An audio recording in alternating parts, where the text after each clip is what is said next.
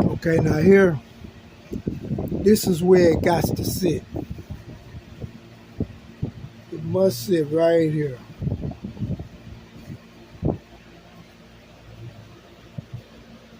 And here's the part.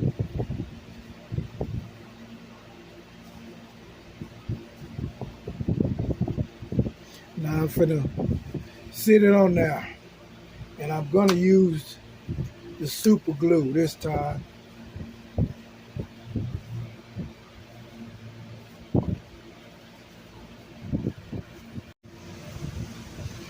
Okay, it's glued down and in place. I lost some of my glove on it, so we just gotta hope it's got a good contact.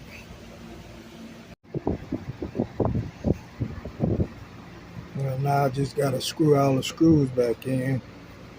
Got this last one left right here to be screwed in, and after that,